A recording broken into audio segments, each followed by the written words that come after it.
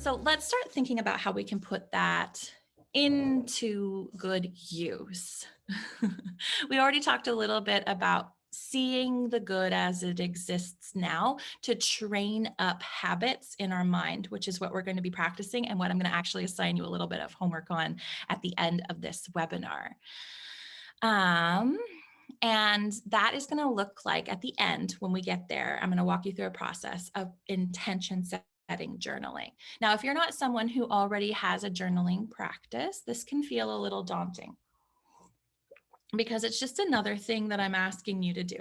And that's actually one of the chief complaints when I start working with families is I'm just giving them another thing to do. And since I'm giving it to you as a parent, that feels more overwhelming than when we do something for our kiddo. And there's some mindset work around that. And that's part of why this type of intervention can be so powerful, because you as the parent are an interventionist, right? You're the chief generalization officer. You're the chief communication and goal setter, right?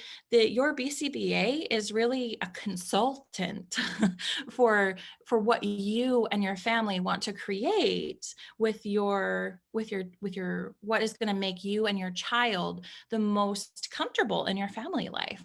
And so when we get to the point where you by yourself are getting super crystal clear and empowered, and as well as having like a really practice separating from the hard stuff that is having a kiddo with disabilities, not just the hours and the tired and the tangible stuff, but also the mindset, right, around maybe life looking different than you envisioned it, and being able to acknowledge that plays a part in your decision making because we've taken a step back and looked at it. And that's like a whole chapter in my book. We're talking about, basically this is chapter 1 that we're going to go over today, but that's kind of chapter 3. So you might get a little bit of experience in that and diving into those uncomfortable things. But the start is to just notice how your brain works and how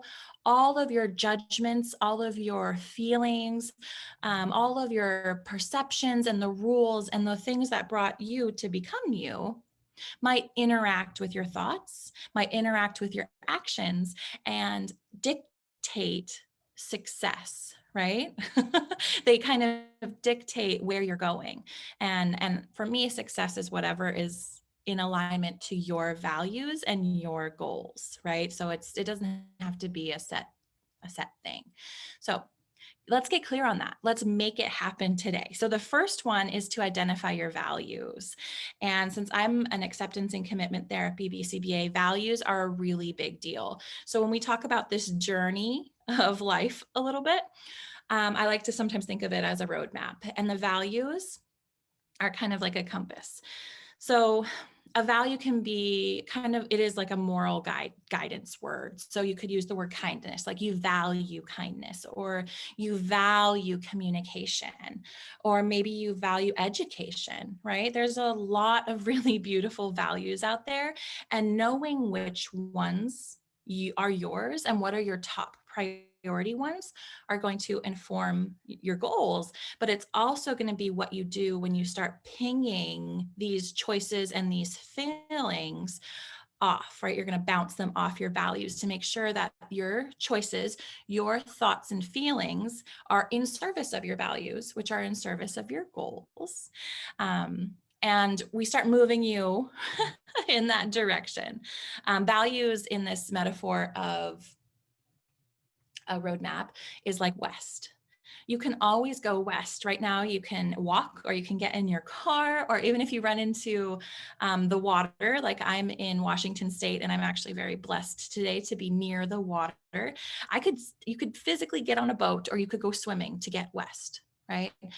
And then when you get west, you can continue to go west. You can go all the way around the world and still go more west than you are now. And that's what values are. You can always get a different facet of kindness or a different facet of communication, a little bit more, a little bit different, a little bit of an application change. You're never a fully embodied communicator or a fully perfect kindness, right? There's always more that you can do. And the same thing is with your values. And so it's always going to be your direction and your guidance. So that's one thing that I like to start off with.